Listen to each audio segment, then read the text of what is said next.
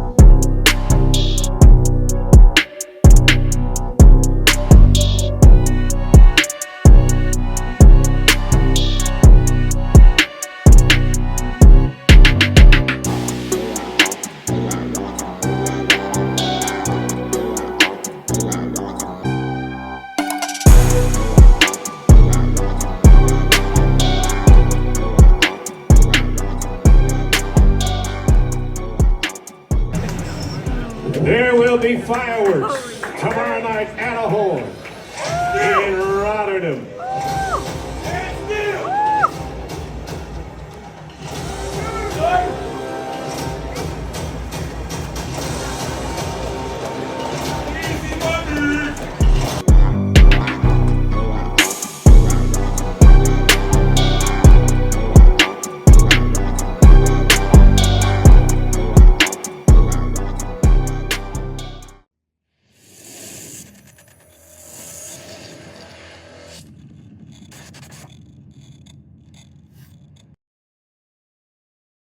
Ladies and gentlemen, welcome back to Warrior Code International. We are here in Amsterdam, the Netherlands. There is Glory 100, as you can see. We will be speaking with the fighters. Make sure to watch. And tomorrow, big event, Glory 100. Make sure to watch only on the zone. I'm here next to the champion, Donovan Wisse. Donovan, tomorrow it's a big day for you. Can you tell me, Boapeah has been calling you out all the time. He's been, for example, you open your Instagram, you see a highlight reel of Boapeah saying something about you. How did all these Instagram reels make you feel of him calling you out? I don't know, because I didn't watch all of them. I don't got time for Boapeah. Now I got time because I need to face him, but I didn't watch all the reels on Instagram or Facebook, the things that he's been saying. He calling me a waste man. He calling me today a showman. So we will see what he brings to the table tomorrow. I know what I'm going to bring, and I hope he's ready for it. Yes. In the last fight, he was very aggressive in the first rounds, but that cost him a lot of energy. Yeah. He got tired and then you dominated him. What approach do you expect from him this time? He improved in his last fights. He became much calmer. He paced himself well. So I think he will pace himself as well this time. But I don't know. Tomorrow we have to see for sure. But I'm ready for every Boapeah that's standing in front of me. Okay. Yes. Since that fight, he has been using the calf kicks a lot. In your fight against you, he did not use any calf kicks. What is the best strategy against the calf kicks? Don't take them, block them, let them miss, and yeah, that's it, man. You gotta deal with them. It's just like a leg kick. You're gonna take them or block them or make the opponent miss the kick. Yep. So that's it, man. You are a very relaxed person. I noticed from you, you seem to be unbothered. You never really worry about things. How do you manage to be so calm and composed when there is so much pressure on the line? Pressure, yeah. It's not pressure. I do that. This is my job. I live kickboxing. I do everything for kickboxing, and yeah, it's just 5 rounds of 3 minutes, man. I prepared very well for those rounds. I'm ready for the match, man. That's it. And I keep my emotions intact because I need to save my energy. That's why. I have to ask you a couple of last questions. Every time that you fight, you're also very composed, so you never throw unnecessary shots. Where does it come from, that ability to always stay composed and never throw unnecessary shots? Experience. I'm watching a lot of fights. I fought a lot of fights, so I think I keep that in mind. This is all of the training hours, the fighting hours, everything that I put into the sport. So that's it, man. That's it. How motivated are you this time? Because in the past you did not really have somebody to be calling you out all the time. How big is your motivation this time? It's very big, he's been knocking, calling, and I answered it finally. And I was always ready for him, but I had some things to deal with, and that's it. So I'm ready for him. I'm motivated. He motivated me a lot. So we're gonna see. We're gonna see tomorrow. Everybody is asking you. I'm also gonna ask you. What's gonna happen tomorrow? Last question. I'm going to win. Donovan Wisse is going with my middleweight belt to Suriname, to Rotterdam, and that's it, man. Thank you very much for your time, and I wish you all the best tomorrow. I'm here next to Artem Vakhitov, the person who actually beat Alex Pereira in the past. Could you tell me, I know you can knock out people in the light heavyweight division, we know about your power, but now you're fighting against a very big guy. How does your power translate to the heavyweight division? Я здесь с Артемом Вахитовым, который побил Алекса Перейру. Мы знаем, что ты можешь нокаутировать людей, но в лайт-хэвивейте. Как ты готов транспортировать эту силу в хэвивейт? Возможно ли это? На самом деле борода, подбородок, голова у всех одинаковые, что light heavyweight, что heavyweight, разницы нет, один удар, и это может нокаутировать, тем более там в 100 килограмм, что ты 120-130 килограмм, также можно нанести нокаутирующий удар легко. Это самые нокаутирующие удары, это те, которые не ожидаешь, поэтому здесь в этом проблем никаких нет. It doesn't matter. The most important thing that you could deliver the punch, whatever weight you are. So you are 100 kilo, 110 or 120. The chin, everybody have the same. So this is why, and the most powerful punch, this is which you could not expect. So it means it totally doesn't matter which weight. I have to ask you, what is the distance where you will try to fight? Because I know you can fight from a further distance, but I also know you can fight very well in the pocket. Which distance will you choose against Verhoeven? Как планируешь подбирать дистанцию? Я знаю, что ты можешь выполнять различные удары с дистанции, также можешь в близком бою. Что будет сейчас? Какую дистанцию ты сейчас предпочтительно, возможно, выберешь? Да, будет эта ситуация, конечно, больше пока работа на дистанции, чтобы заставлять его промахиваться и наносить контрдействие, и либо бить навстречу, потому что все равно я считаю, что он помедленнее будет, и надо пользоваться скоростью. We have to move from moments, from situations, Yeah, we could start from some movements and distance, and after that could proceed with some forward punches, because I think he's still a little bit slower than me, so I have disadvantages, and try to get opportunity to do that kind of distance, not so far. Okay. And also, Rico Verhoeven is a high-volume fighter, so he throws a lot of punches, a lot of kicks. What is the best strategy against a person who is always kicking and always punching? Да, Рико имеет большое значение. Мы все знаем, что он наносит много ударов, много киков. Как собираешься с этим совладать, с таким количеством ударов? Будем защищаться и заставлять его промахиваться, чтобы он устал. И также мы всегда тоже наносим немало ударов, поэтому я думаю, мы перебьем его в этом моментах. Поэтому удары ногами. Мой тайский бокс — это родной вид спорта, где я чувствую себя комфортно, удары ногами. И также комбинационные, поэтому проблем, я думаю, не будет в этом бою.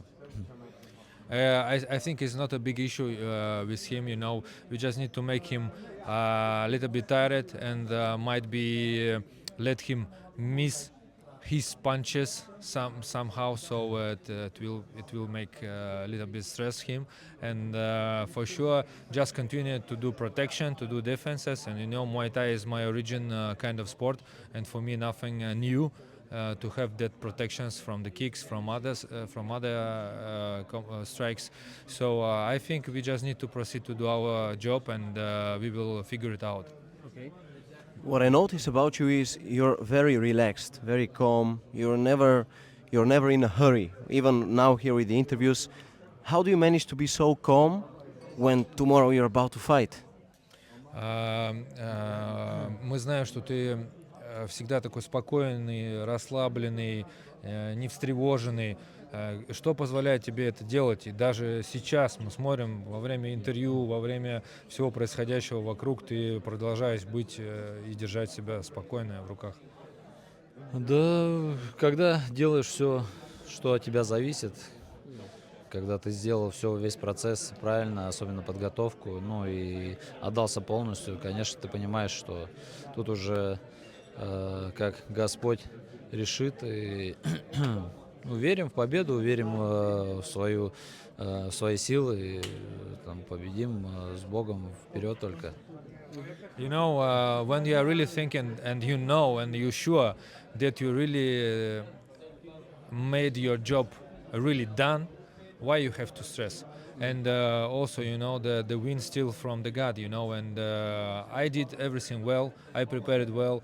Why should I think about it? And for sure, everything from the God now, and you know, we just need to proceed and do everything from us what we could do. Yeah. I have to ask you this because I knew you were in Thailand, you were preparing there, but there is also a Russian program, AFL, I believe, you know, with John Jones and with Nate Diaz. What do you think about this program, that reality program in the house? What is your opinion?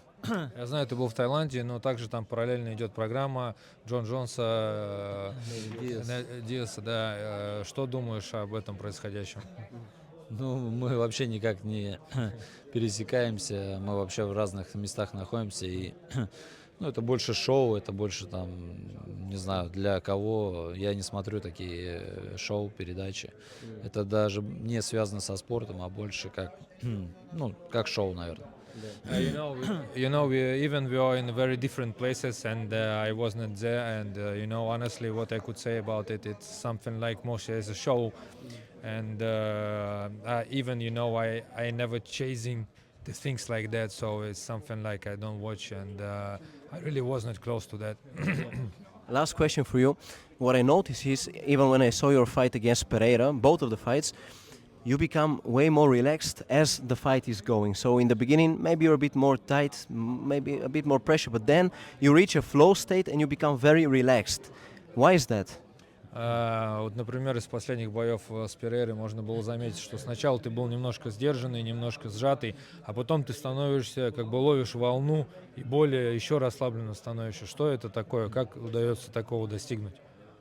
Ну, не знаю, у меня, в принципе, всегда так, я разогреваюсь, как-то чувствую, первый раунд всегда ощущаешь, чувствуешь соперника, дистанцию, потом уже начинаешь расслабляться в каких-то местах, знаешь, где можно расслабиться, как себя чувствовать, где можно там, разорвать дистанцию.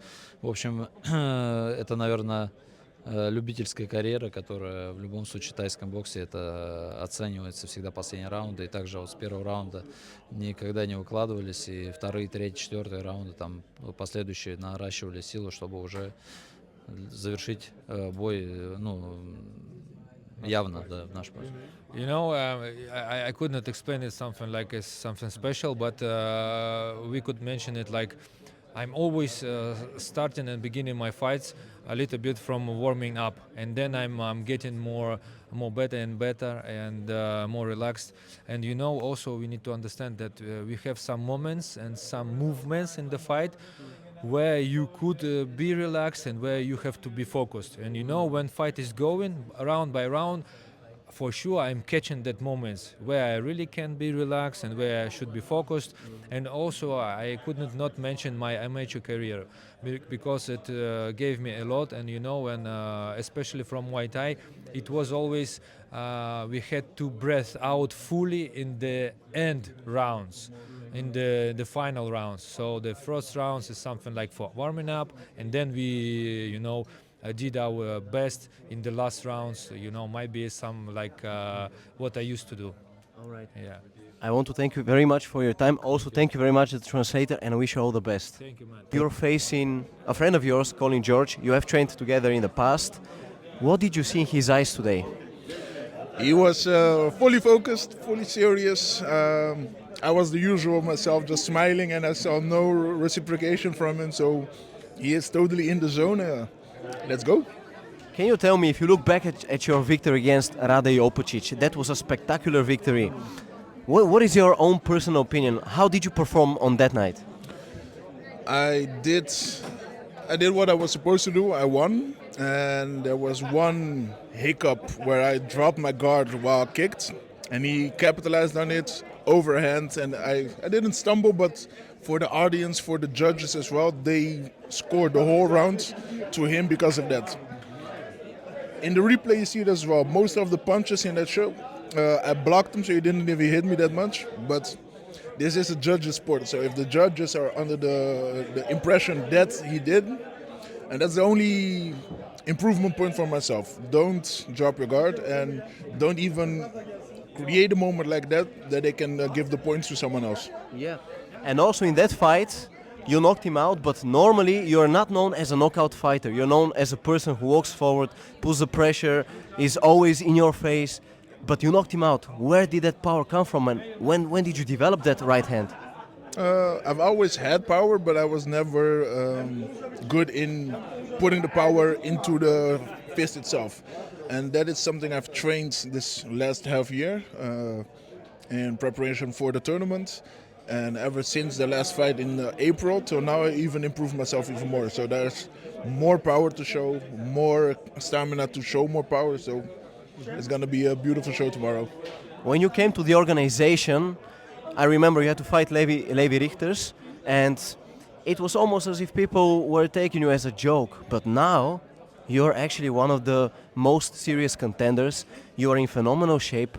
Tell me, what changed in your approach to training and to fighting? Because now you are one of the contenders.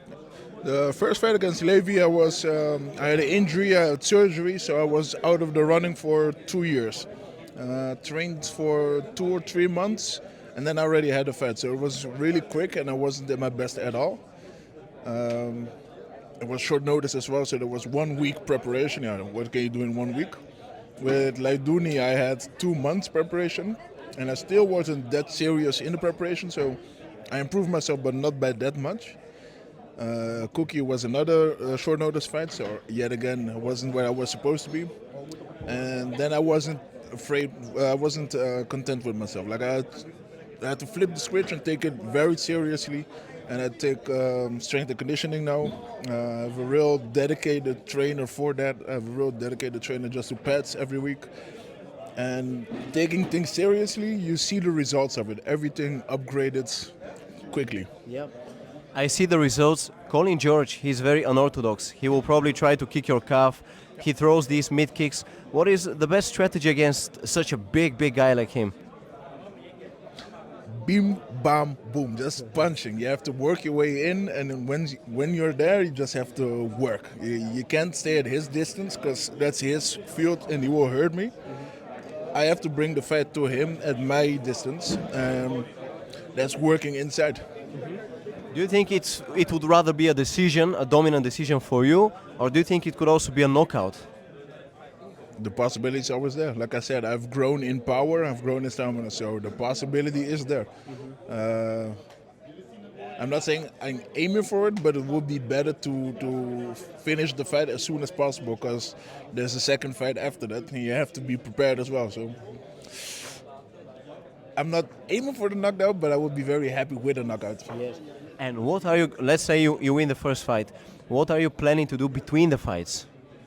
Watching the fights. I will rest, of course, I will eat, I will drink, but with this fight card, I'm going into the audience and just watching it alongside with everybody, seeing my friends, family who come to visit, and we're going to watch the show together.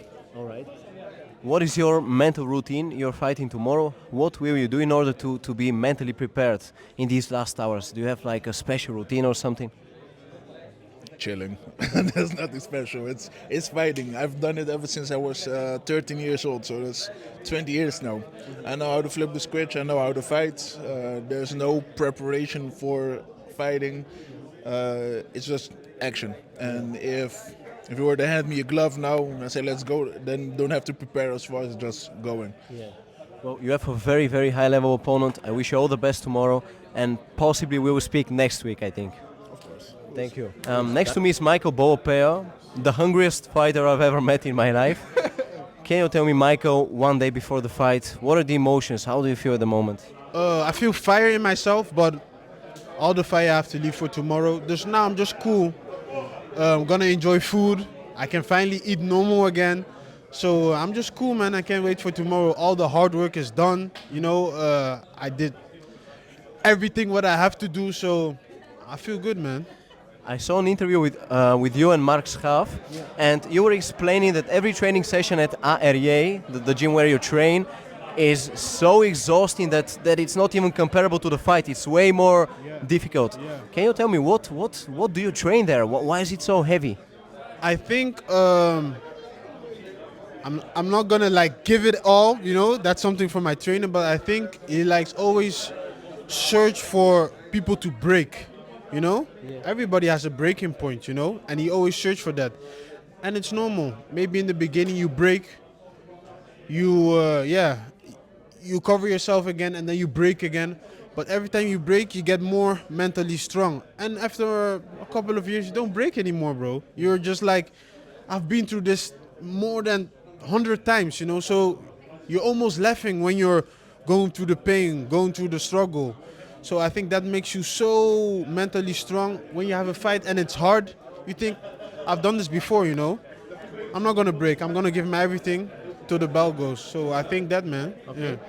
What I noticed in the first fight between you and Donovan Wisse was you fought, first of all, my compliment that you kept on going forward until the last second, but you spent a lot of energy in the first 3 rounds. Yes, that's true. How are you going to change your approach this time with the energy? I think I'm not going to go too deep in that because then I'm going to give my game plan. But if you watch my fights, I improved that. If you watch my last 5 fights, I improved that. So for sure I can give every round 110 this time. Yeah. Also, the calf kicks, you weren't throwing any calf kicks against Donovan, but since then you have been throwing calf kicks all the time. How big of a role will the calf kicks play tomorrow? We will see tomorrow. Maybe I'm not even going to kick. Maybe I'm not even going to throw calf kicks. But then we will see for tomorrow, you know. Yeah.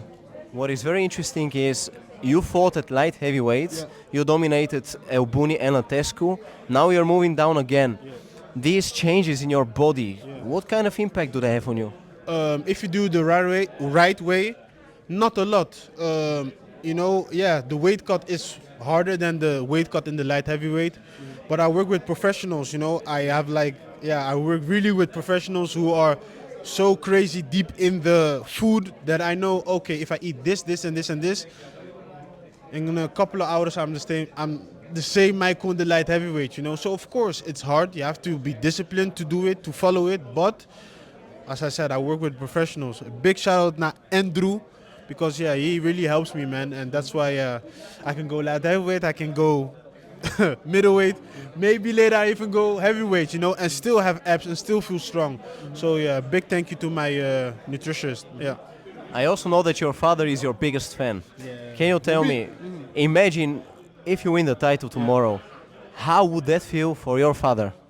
I think a lot, man. So when you talk about my father, I get like goosebumps, but it will mean a lot, man. And he already told me, man, bro, just do your thing, but I know it's gonna happen this time. So even if your father says that, it gives you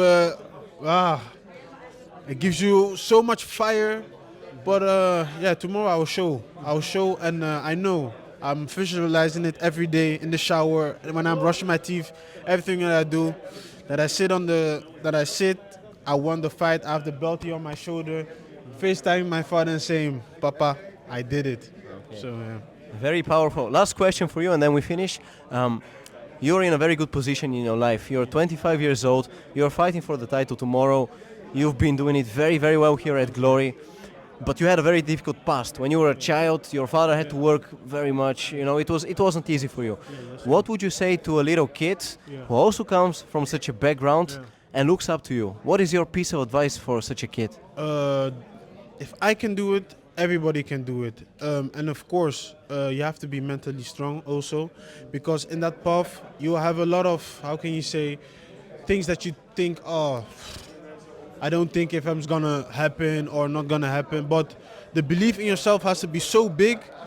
Even before it happens, you have to think it's gonna happen. Even if you think maybe it's not gonna happen, tell yourself it's gonna happen, and you'll see it happen. I always told myself, hey, I'm gonna work so hard, I'll fight at glory. Look at me now, I'm fighting at glory. I work so hard, I'll tell myself, I'm gonna be world champion. And tomorrow I'm gonna be world champion. So believing in yourself, telling yourself that you're gonna do it is one of the most, greatest things and most important things to make it in life. And as I just said, I came from nothing and look where I am now. If I can do it, everybody can do it. But believe in yourself. That's the most important. That's a very powerful message. Thank you very much for your time, and I wish you all the best tomorrow. And thank you, bro. Thank you. Emiel, you are a sports journalist, a sports commentator. You've got the biggest Instagram page in the Netherlands when it comes to combat sports. Stand them up. Today you are at the Glory 100 press conference.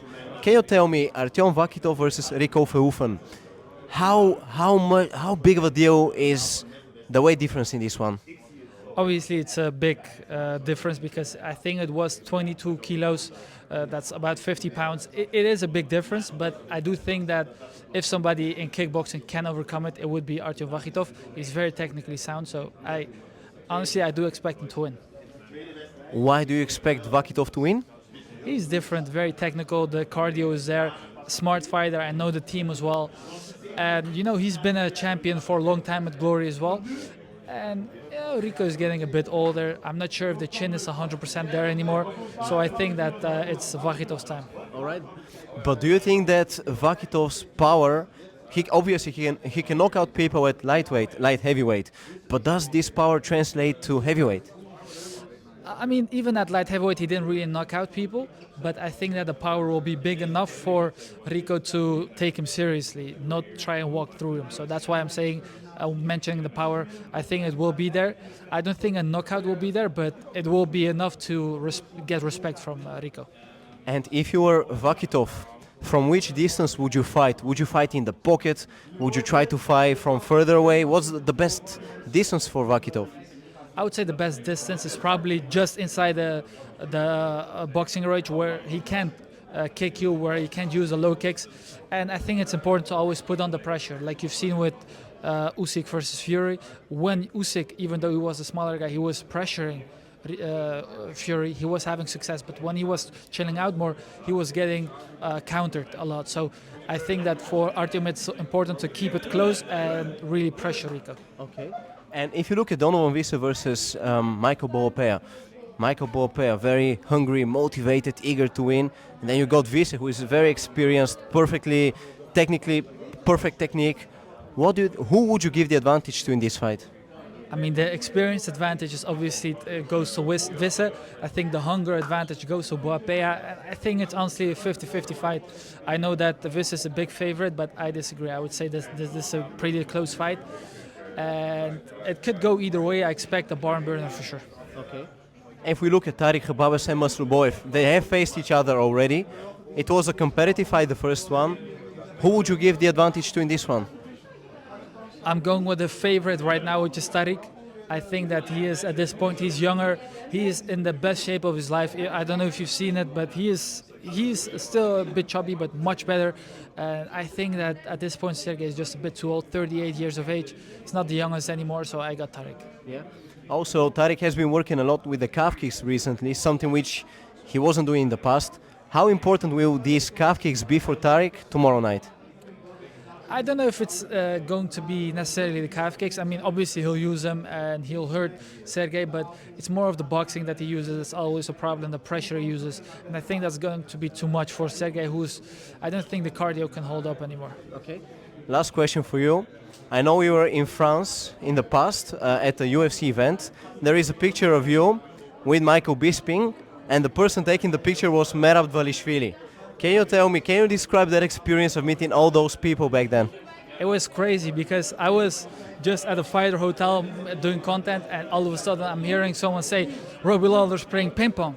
And I love ping pong. So I went there, I played with him, I came back. All of a sudden, I see Michael Bisping, I see Bruce Buffer.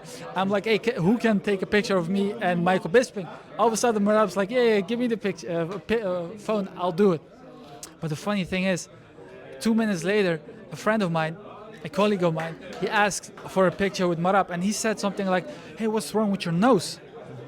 But there's nothing wrong with his nose, he's just big. So Merab was like, what the fuck are you talking about, man? Delete the picture, he went away mad and everything. So it was crazy, it was funny. I'm kind of sad for Merab because that's not how the guy meant it, but it is what it is. It's amazing that you've met all those people. I wish you all the best and a lot of pleasure tomorrow at Glory 100. Thank you, brother. And I'm sure you'll meet those people soon as well. Of course.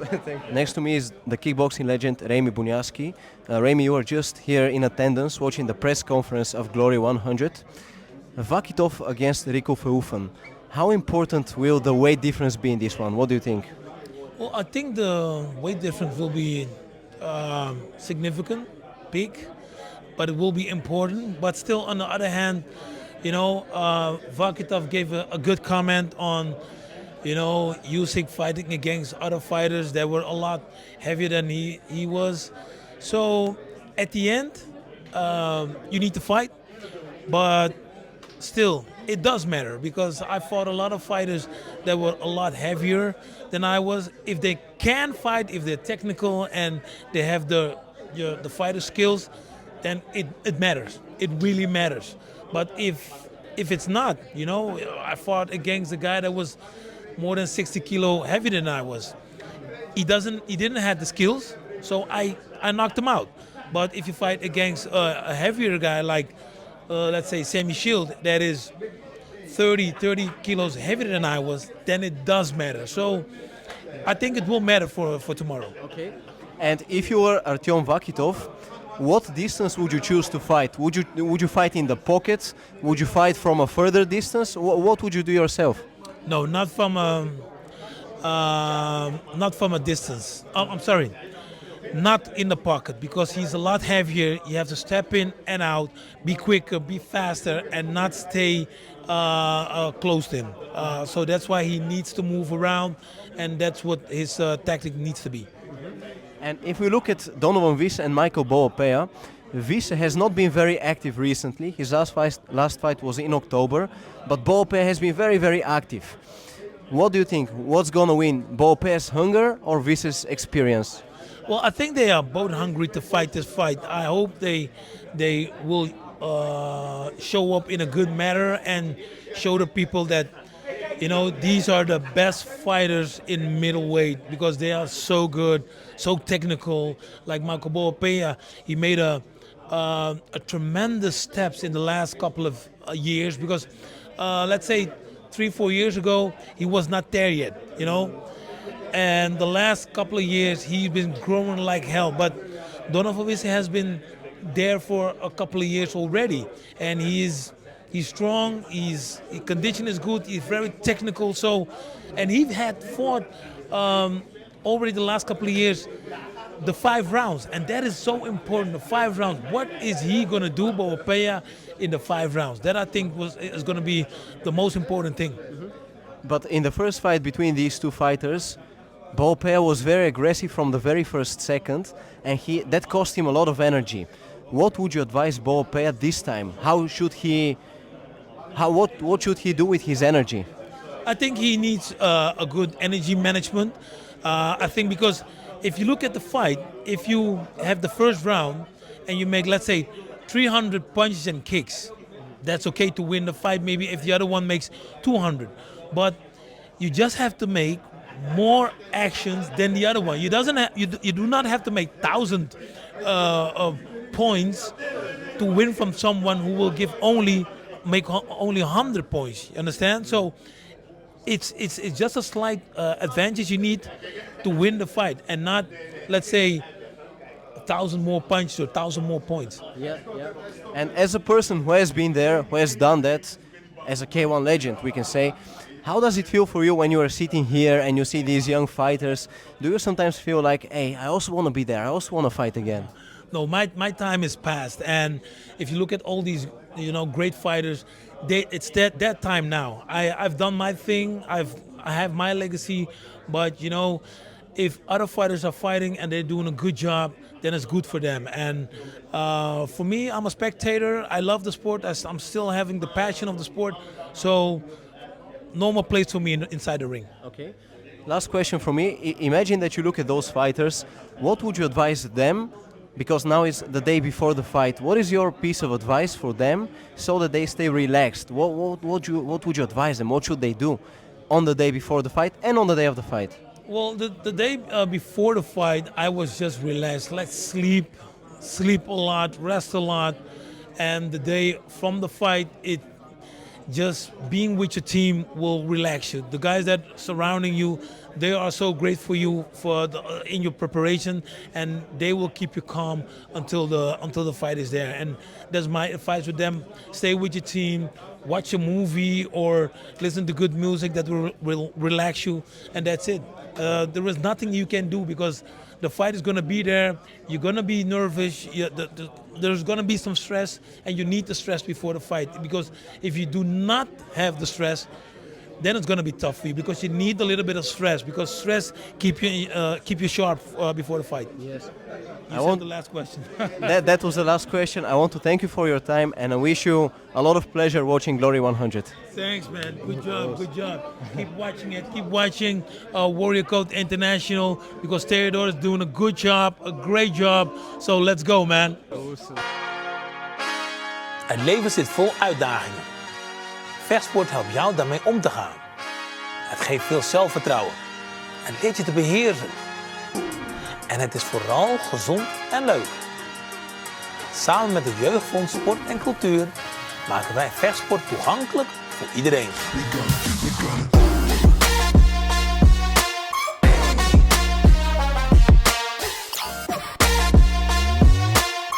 Vind de sportschool die bij jou past op warriorcode.com/doe mee.